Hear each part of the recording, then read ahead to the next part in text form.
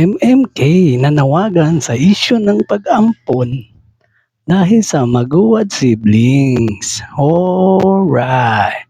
Kung di pa po kayo nakapollow, follow and share lang po para sa news update. Salamat! Naglabas ng official statement ang production ng drama anthology na Maalaala Mo Kaya hindi sa pinag-uusapang pagsasadula sa pagpatay sa Maguwad siblings. Napanood sa nagbalik na MMK sa ABS-CBN ang karumal-dumal na pagpaslang sa magkapatid na teenager na sina Chrissy Gwen Maguwad at Chrisbel Luis Boyboy Maguwad. Natagpuan ang bangkay ng mga biktima sa loob ng kanilang bahay sa Cotabato ng mismong tatay nila noong December 10, 2021.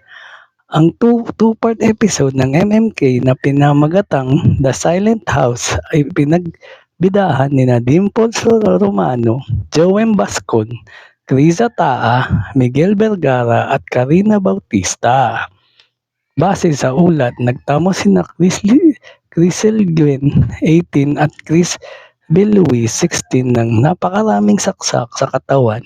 May sugat din si Chris Bill na pinaniniwalaang mula sa mga kagat. Inamin ng adopted daughter ng parents ng dalawang biktima na si Janice Sebial Emwilin, 16 at ang kasama niya sa pagpatay sa magkapatid na si Esmeraldo Cañedo Jr. ang krimen habang dinidinig ang kaso sa korte. Kumpisal ni Janice na nagawa niyan ang krimen dahil sa matinding selos sa magkapatid na itinuturing na rin siya tunay na kapamilya.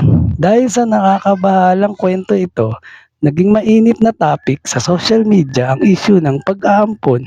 May mga nagkokomento na baka raw marami na ang matatakot mag-adapt dahil sa naturang episode ng MMK. Kaya naman naglabas na ng official statement ang MMK hinggil sa usapin ng pag-aampon. Ayon sa programa, we recognize the concerns raised by the adoption and foster care community. We reiterate our steadfast commitment to telling stories that celebrate the strength, dignity, and worth of adopted and fostered individuals. This story has opened a conversation with difficult but necessary questions.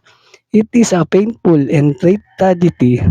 It does not and never will represent the many beautiful and successful adoption and foster care stories out there. Ang bahagi pa ng pahayag ng production. Muling nanawagan at ipinaalala ng Team MMK sa lahat ng mga nagnanais mag-ampon to undergo the legal process of adoption and alternate child care to protect the welfare of both the adoptive parents and children. At yan ang totoo.